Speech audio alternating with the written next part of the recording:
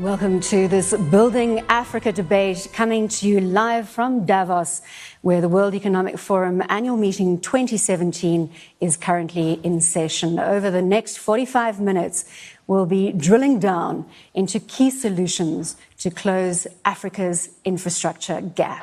Joining me to take this discussion further, to my immediate right, His Excellency Paul Kagame, President of the Republic of Rwanda. We're joined by Siyabonga Gama, CEO of Transnet South Africa, and we're joined by Phuthuma Nhleko, who is the Executive Chairman of MTN. In a short while, we'll also be joined by Oluyemi Osinbajo, the Vice President of Nigeria, and we'll seat him. This is the nature of live television coming to you, as I said, from Davos. Mr. President, let's start with the example of Rwanda. It's one of the fastest growing countries on the African continent, and you are being lauded as having done all the right things when it comes to investment in infrastructure. What has been the key to deploying those solutions? First of all, we start from the viewpoint that we should give our people the best value for money. So we deploy the best way we can the limited resources we have, targeting key priorities. And in this area of infrastructure, talk about roads, but it is not confined to roads. It's other types of infrastructure. And we have had good results. In fact, if you look at the situation we have in Rwanda, for example, construction of roads is relatively more expensive than in other places because of the terrain. You always have to cut through mountains, through hills, and that makes it more expensive. But even then, with whatever resources we have available to us, we have given our people, and that's really the main thing. We think they deserve the best we can give them, or they have contributed to in the final analysis. So that's how it comes about. Siya, yesterday, you were in the audience on the Powering Africa debate, and it was concluded that policy has to be stable and clear, and then everything else will follow. Do you believe that that is the appropriate starting point when it comes to infrastructure investment? Yeah, it's a very important starting point, especially because we're looking at how we can best attract public-private partnerships. And I think the private sector in particular, when they want to co-invest, they are looking for an institutional framework that is coherent and cohesive. They also are looking for stable governance, and they're looking for the kind of framework where there's stability even when governments change. They would want to make sure that their investment is safe and secure. So it's quite an important aspect, because I think for many years in the infrastructure space, which has been a public good, I think for many years in terms of infrastructure for energy, for transport and other aspects. When we now want to accelerate infrastructure investment and we try to bring in the private sector, they're looking for that kind of security. Phuthuma, as one of the biggest investors across the African continent, what is the essence of your investment decisions? Well, thank you very much, Bronwyn. I mean, maybe let me start off by saying that, not because President Kagame is sitting here, but I think a lot of what I'm going to say has, in many respects, been encapsulated in what has happened in Rwanda in the last 10, 15 years. And I really do think that it is certainly something to be highlighted and to congratulate President Kagame on it. I think the topic is obviously a highly complex one because it's got so many different myriad reasons of the challenges that we have. And if you like, so many concentric circles of the challenges that we have. But if I had to choose one overriding parameter, it would have to be the whole issue of certainty of policy, certainty of and regulatory environment. Because irrespective of the sector, particularly infrastructure, which is a 10-year, 20-year sort of horizon, the most fundamental issue is, will there be consistency in the playing field between government and the private sector, and will the rules change? I think if there's that certainty, there is then no shortage of funds to flow into countries. I think it's mythical to even suggest that there is any shortage of funds. It all comes back to certainty within our control. And once you have that certainty, there's an inflow of funds, and then there is a knock-on effect in many, many other areas, in terms of education, in terms of growth, in terms of revenue that government collects. So I'm certainly, in agreement with the 2 points that have been made. Mr. Vice President, thank you very much for joining us. We're going to start by getting an update on the situation in Nigeria. We're talking about infrastructure. Obviously, we have heard of the reports of the trouble on the transmission lines where the national grid is concerned in Nigeria, which is now operating at very, very low levels and huge power shortages in the country. Are reporters like myself being too dramatic on the situation in Nigeria? Is it recoverable and quickly recoverable? Yes, I think it is. Let me say very first that the power situation is one that, as you probably know, has been a fairly perennial challenge. But we are working very hard to recover it. And in particular, transmission, we have moved from 5,000 carrying capacity to a minimum simulation of about 6,500 megawatts of power carrying capacity. And by the end of the year, something in the order of about 7,200 megawatts of carrying capacity. As of February 2016, we had actually moved up to 5,000 megawatts of power generation for the first time in the history of the country. But what happened after that was the Niger Delta crisis and some of the problems that developed in the Niger Delta with some of the sabotage that was going on with the pipelines. And that reduced drastically. So with relative peace in the Niger Delta, we expect that we should be able to produce more gas from the Niger Delta and, of course, improve generation. And we're also doing a lot of improvement from the east region of the Niger Delta, and the east region of the Niger Delta has been peaceful all along.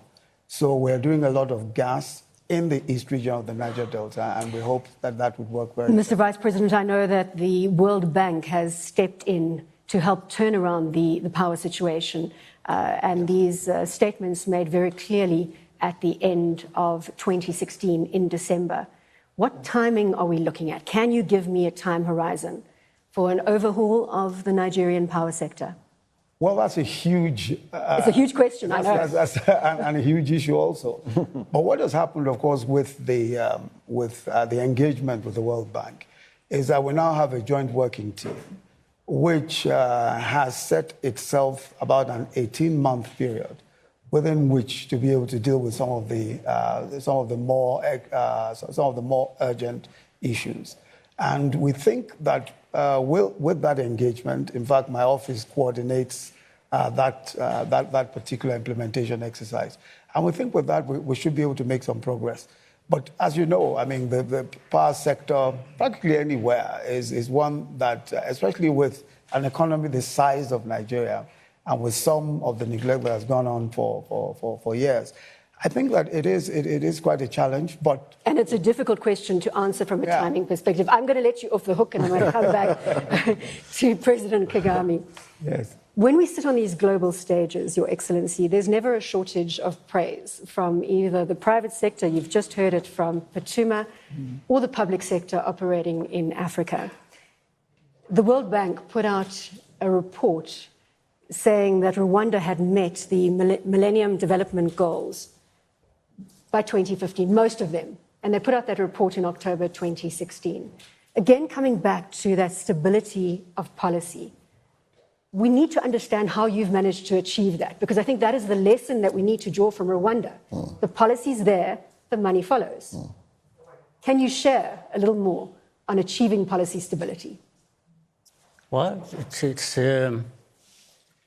making sure, indeed, that there is stability, but the way to do it, there is no magic here. And I don't think it is confined to Rwandan situation. In fact, I wish to say, if you see things happening in Rwanda and with good results, I think it's because it can happen anywhere else. But for us, what we do, from the beginning, from the start of our struggle, and after that, and another struggle of reconstruction of our country, we have been single-minded about doing the best we can for ourselves, for our country, and reverse the bad history our country had seen. And working collectively, we had to identify a number of things. Now, one was to rebuild the country, then you have to put laws and rules in place, but above all, you have to respect them.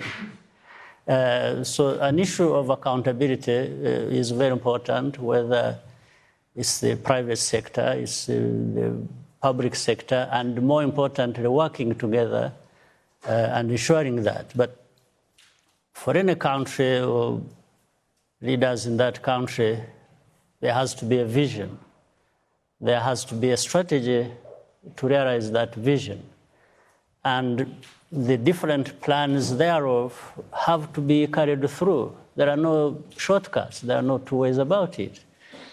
But again, this succeeds depending on the mindset as well. The mindset shared across the countries, not just by one person or another.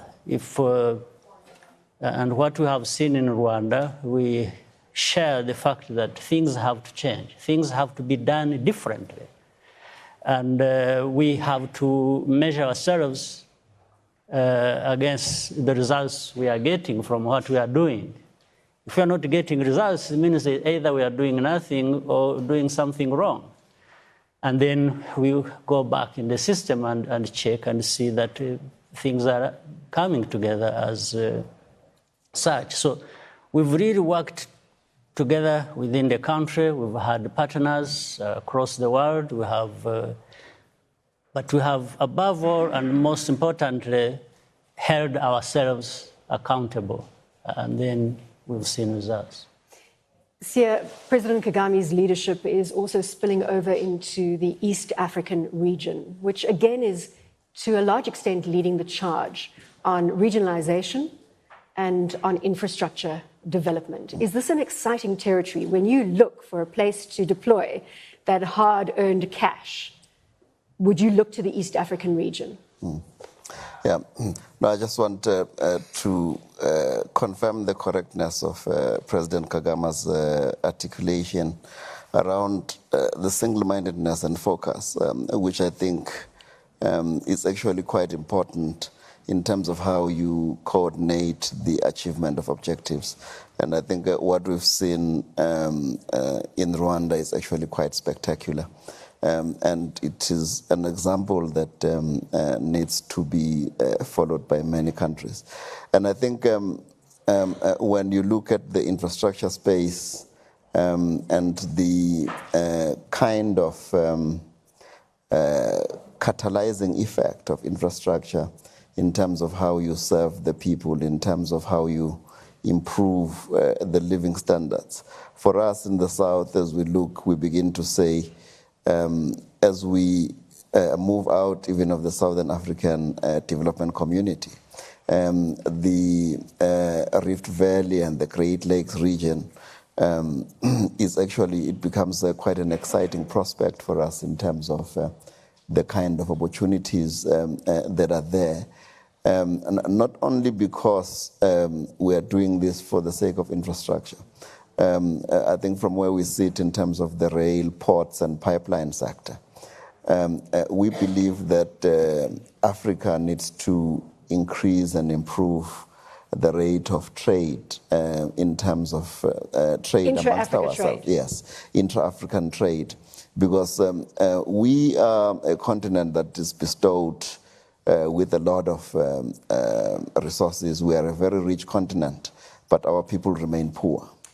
And the reason is because we have not been able to liberate trade through making sure that we have the right type of infrastructure to trade amongst ourselves. The trade is garnering a lot of energy across that East African region. I'm going to throw the stat out there, Siya, just to support what you're saying, is that intra-Africa trade in Africa sits at the moment, probably formal numbers at about 15%. So slightly up from the levels of 12% that we used to talk about. But the essence of what we're saying here is that this is how we can insulate ourselves as a continent from global shocks. We won't need to consider the implications of Brexit or the changing US administration if we can trade well with one another. Phuthuma, let me bring you in here. No, I think I'd be quite hard pressed not to agree with the points that have been made. Maybe just to take one step back, I think we all agree that policy making is crucial. But the other real hard fact, which I know sometimes is uncomfortable to talk about, is that it is really difficult to have a very clear roadmap if there is political contention, because after all, that roadmap needs to have significant support across the political spectrum. If the roadmap is in contention, it's hardly likely that you're going to come up with any policy that is coherent and is conducive for investment. So just to clarify, that's the vision that was set out by That's correct. That's correct. And I'm not saying that we should be judgmental on administration A, B, C, or D. That's not the point. The point is, whatever that administration is, do they have a buy-in on a clear roadmap for development for, let's say, the next 10 years, and out of that will then emerge, hopefully, a coherent policy.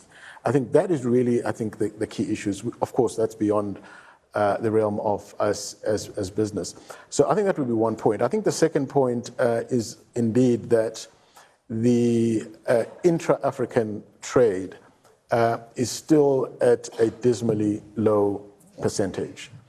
And for that to increase, I'm afraid there's going to have to be a choice on how much sovereignty certain states want to retain and to what extent they have a vision of making things more and more borderless.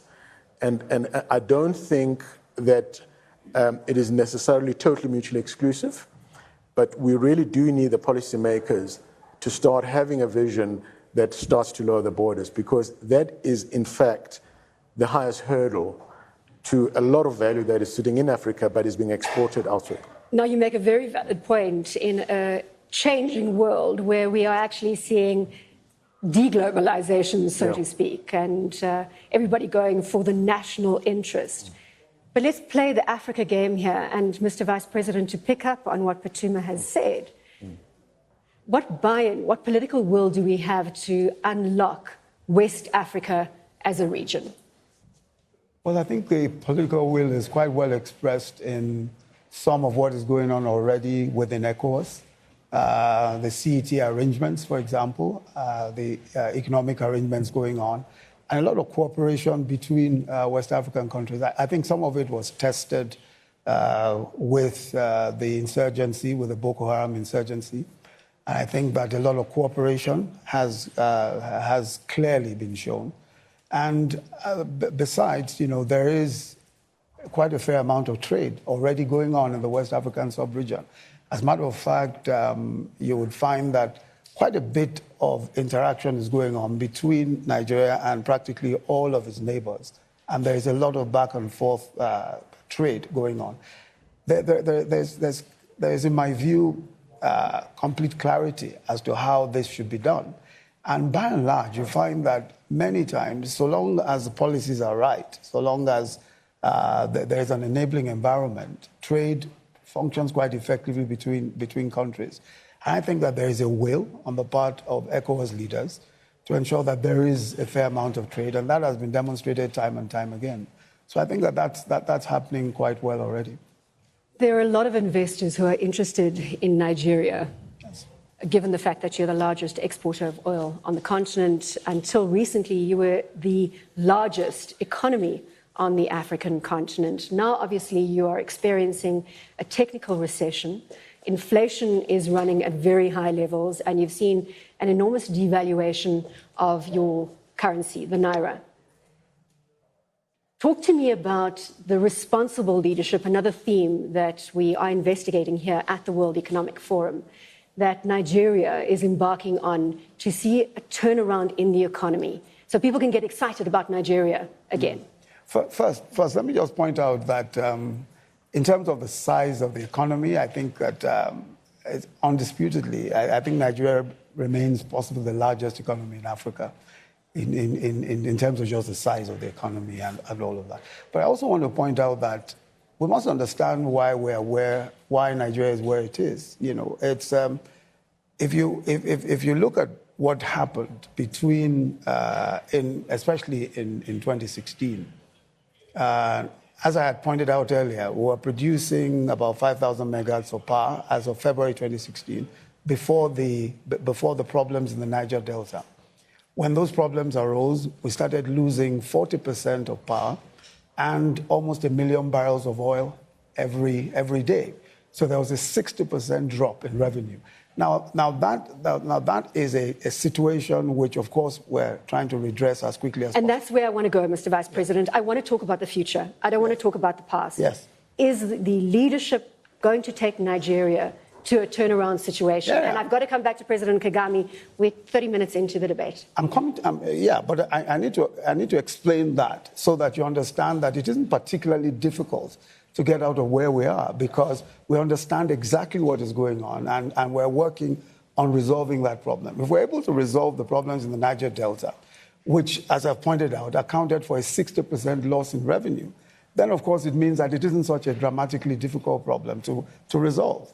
And that's why I pointed out that, of course, we're engaging with the militants in the Niger Delta, and we're trying to work that out. And aside from that, we've also developed a national economic recovery and growth plan, which is to be launched shortly. And that comes with our 2017 budget. So we are And I think that's focused. what the audience and the investors in the room are looking for, that transformation plan. So let's look to that for 2017 and the execution. We'll hold you to account. We'll see you, I'm sure, at the World Economic Forum in Africa in May of this year and look at the progress that Nigeria has made. Mr. President, let's talk about financing projects, de-risking the long-term infrastructure projects. These are, and Sia, we've spoken about this before, 10, 15, 30-year projects. So you've got to see smooth transitions from one administration to another. And that's something that investors have to feel secure about. Do you feel that the African continent has that appropriate transition of power, that people don't feel there's going to be a knee-jerk reaction and the policies are going to change when a new administration comes in? If you allow me, let me take just a minute, since we are talking about Africa, and I enjoy the invitation always to come and join you on the kind of program that talks about Africa. The fellow panelists raised a very important issue when they were talking about intra-African trade, and I guess the investment as well. And this always brings me back to think, for how long and how many times do we have to keep talking about the kinds of problems we have in Africa, and there's very little in terms of showing how fast we are moving out of the problems. You quoted the 17 or maybe 15, some people say 15% of the intra-African trade that happens. So imagine what we are missing on the 85 or 83%, and that we keep talking about and for 10 years, for example, and nothing changes. Or talk about how it has been difficult for Africans to move across Africa. So we don't allow Africans to move across borders and within Africa. We don't allow goods to move. We allow it at the rate of 17%. And yet, everyone's intention is to see Africa move forward, develop fast. And so there is a contradiction, in a sense, in our quest for prosperity, for development, and at the same time, some of the very things we know we can do and have to do in order for things to happen. But we see very little in that regard. And that I'm saying it for across Africa. So there's always going to be this problem. Now, let me quickly go back to the question you raised. Investments in infrastructure are very heavy investments. It can never be done by governments alone, and neither would it be possible to leave it to private sector and private sector alone succeeds. I think we have to work together. And we have to accept the fact that the private sector holds huge resources that could be deployed together with the governments for the benefit of infrastructure, whether it is energy, transport, IT, telecoms, and so on and so forth. So, but then government has to make sure that we put in place policies, regulatory frameworks that actually work to encourage these kinds of partnerships and investments to happen. But we have to begin by accepting the private sector as an entity that can contribute hugely to that development, and then put friendly laws and regulations that will encourage that. We have done that in our own country. We've worked together with telecom companies, whether they're from the region or beyond. Can I ask you just to drill down into that ICT development in East Africa, because I know that you have been leading the charge from that perspective. Is it correct for me to say that you basically have no roaming charges across Kenya, Uganda, Tanzania, and Rwanda as an East African community? South Sudan. And South Sudan. Yes. And we have realized the benefits. And we haven't seen even these telecom companies coming and saying they are not making money. Maybe they're making more because prices came down. We saw more prescriptions, subscriptions coming up. Then we have seen that there are more people able to so actually Your Excellency, communicate. I'm going to get the telecom man to come in here. You see, he's looking away from me. He doesn't want to be brought to book on it. Phuthuma, I also want to touch on the fact that you are heavily invested in Nigeria. There obviously has been some negativity in the press and from a shareholder investment perspective on that investment, with a multi-million rand fine in that territory. Could you perhaps just give me a sense of the operation in Nigeria as we speak, and touching on what President Kagame is alluding to, that interconnectivity from a telco perspective? Yeah, well, first of all, I'd hate to leave this stage and leave President Kagame with the impression that there aren't one or two things that we'd like to discuss and still resolve in telecoms. Sure. Having said that, MTN invests something in the order of almost $4 billion a year on the African continent in telecoms. And this has been going on for quite a long time. So I think we see ourselves as a partner to government, because it's all about partnership. As President Kagame said, government can't do it on its own, and we can't do it on our own. So you need to look at that. I think as regards the Nigerian matter, I wish it was millions of rands. I mean, you know, I stood there and I thought, let me come back and say billions. $1 billion. Okay. Look, I don't think this is the right forum to rehash the past. I think the matter was dealt with.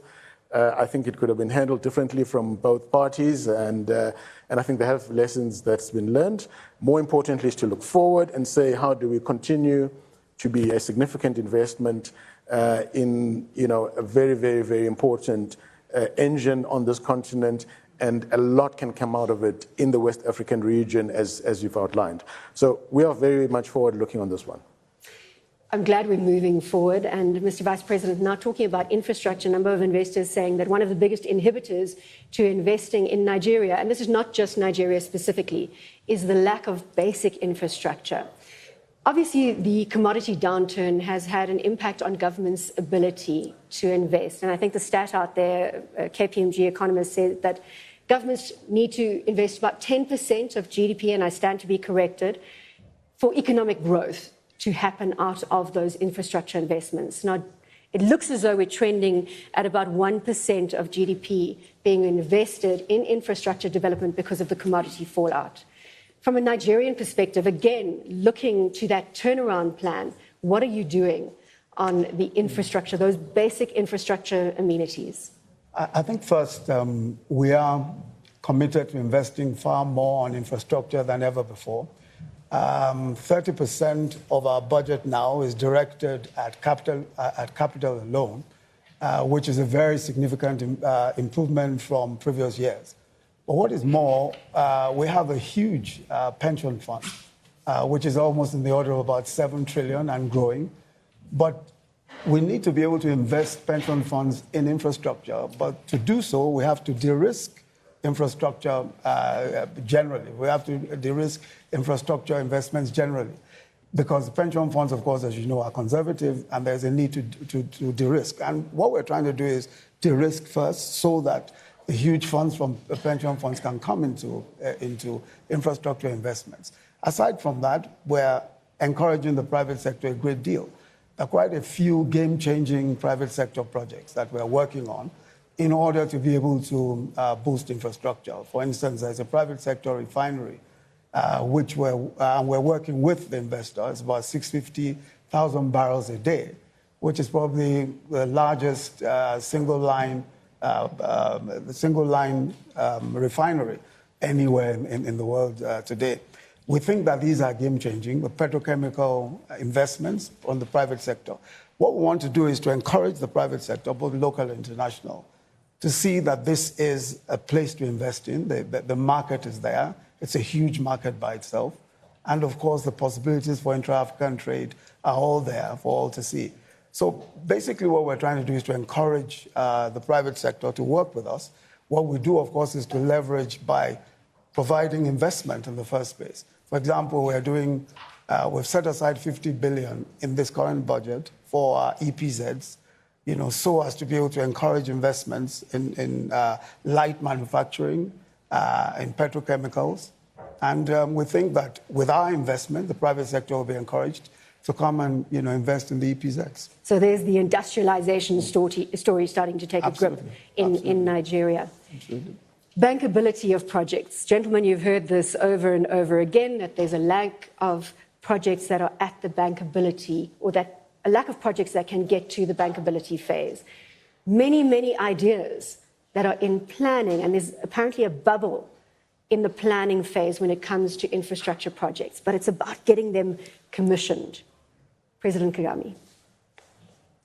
Well, I think, again, if governments have identified what needs to be done as a matter of priority and mobilizes its own resources as well as mobilizing the private sector, I think out there is sufficient expertise to put all the sides together that are needed, looking at whether the infrastructure being talked about is actually a priority and how it contributes or is contributed to by other sectors.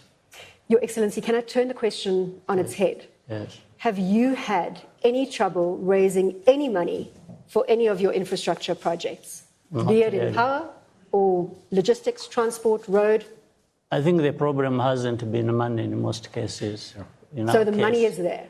The money has been there whenever we have had a very clear project we want to invest in. We always find partners to do that. We only can't do all things at the same time. Even if they are priorities, we have to bear in mind how much we have to take in at a given time. Great news. The money is there. It depends on clarity of policy, the vision that Phuthuma spoke to earlier. Siya, would you share the sentiments that President Kagame has put on the table? Yes, I think absolutely. There's no shortage of funding from international institutions, commercial banks, development funding agencies. But I think what tends to be a bit of a problem is around project preparation. It's around creating, and coming up with studies that prove feasibility. Because whether it's public or private sector investment that you're trying to attract, it's important to have proper project evaluations taking place. And I think, when we look at this intra-African trade and we look at some of the missing links that we have in infrastructure which prevent us from accelerating the rate of trade amongst ourselves, it becomes quite an important aspect that we're able to say, per corridor, what are the kinds of projects that we can begin to accelerate? Because at the moment, we're looking at economic growth on the continent, which is slowing down because of the rate of globalization slowing down. And then beginning to say, if we turn to ourselves, to say, how do we create a re-emergence of the African Renaissance in a manner and way in which we prevent stagnation? It becomes then quite critical that we go beyond, just saying these are the projects that we want to prioritize. Is the starting point that you're getting to there the skills, the capacity building within the skills where the projects are concerned? Would that be the salient point? That is the salient point. I think the African Development Bank, the Development Bank of Southern Africa, amongst others, are beginning to say they are going to make funding available, for instance, for power projects, because power, I think, on the continent is the lexicon that is really, not allowing us to accelerate economic growth. Because if you have the power, you can then create the industries. So the banks are saying they will make this funding available in order to accelerate project preparation. And I think it's an important aspect in terms of taking us to the next phase and really making sure that our continent can begin to accelerate economy. So let's touch on the skills element. Yeah. Phuthuma, can you weigh in here? Because obviously getting those projects, I want to bring us back to the fact that we've got so many great ideas out there. We've got the money. We're getting policy certainty, as we can see from the East African region and certainly from the moves that the Vice President of Nigeria is making. So what is that missing link? Getting the skills? How do we create employment, jobs within the African context, and then get the projects to bankability? Yeah.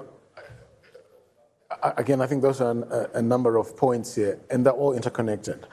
I mean, not to be repetitive, one, there isn't a problem with capital funding. In some parts of the world, they are now having negative interest rates. I know there's a bit more upward pressure now. So there is plenty of funding. The issue is one of resolution between the private sector and government to make those projects attractive. Anything can be made attractive if there is a resolution between government and the private sector on regulatory issues. I think, secondly, the issue of skills follows all of that. Until you've got significant economic activity and growth, you don't have the base to invest in education to create the skills. So I started by saying there are a lot of concentric circles on this, but it all comes back to this issue of certainty. And maybe my third and last point, and I think President Kagame mentioned it, is that for 20 years, we've been having these sort of discussions on these sort of stages all over the place. And the real challenge is that something absolutely radical has to happen to move forward. And you know, we can sit here and say, well, the politicians need to move first, but quite frankly, it has to be a joint effort because we can't have another 10 years of Davos having the same sort of discussions. Yeah. So in my mind, I think that's the challenge. The opportunity is there. We've got the lowest demographics on this globe, right? Highest growth of population. We've got an opportunity for digital divide skipping, which would really move us, you know, rapidly. So all the ingredients are there. It's really saying where is the construct between the political establishment and business to make this radical change to move forward.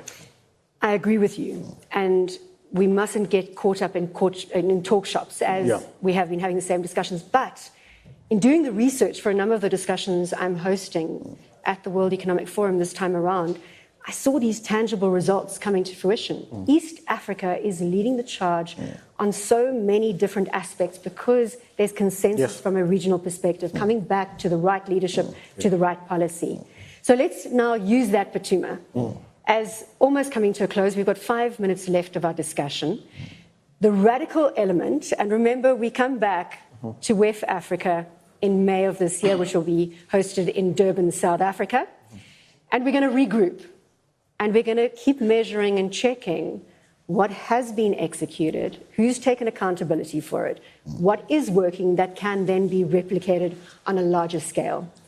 So, Mr. Vice President, as we move into concluding comments, let's come to what that radical element is that Phuthuma Nhleko is throwing forward to, so that we take action from this stage, and it's about execution. I think first is social investment. I think it's investment in skills, investment in the young people. We have in Nigeria a 500 billion naira social investment scheme where we're focusing on training young people in technology skills. We're training in the first place almost 100,000 young people in just technology skills and trying to train them online. And we also need to train in STEM, science, technology, engineering, and maths. We need to spend a lot of money in that area.